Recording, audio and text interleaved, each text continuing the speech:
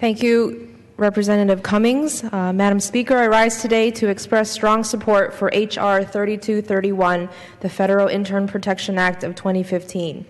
Madam Speaker, internships are increasingly considered a resume necessity for entry-level positions in both the public and private sector.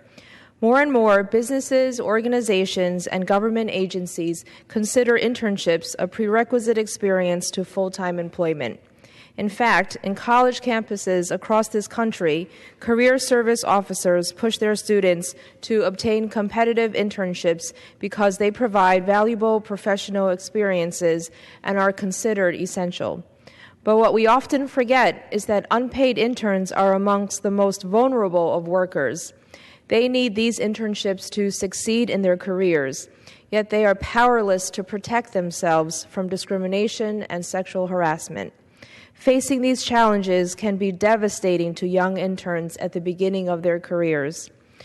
1 year ago, a brave and intelligent young woman, Christina, came to my district office to talk to me about her experiences as an unpaid intern.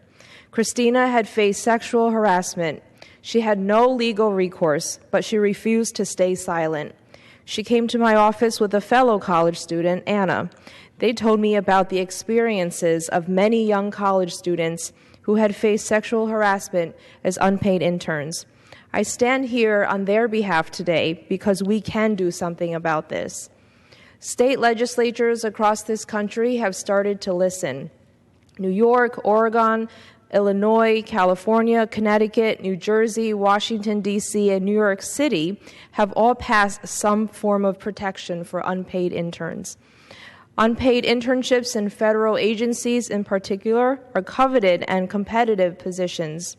The Federal Intern Protection Act of 2015 directly addresses this vulnerability by extending existing federal protections under the Civil Rights Act of 1964 to unpaid interns working for the federal government. We can provide vulnerable interns in the federal government with the protections they deserve.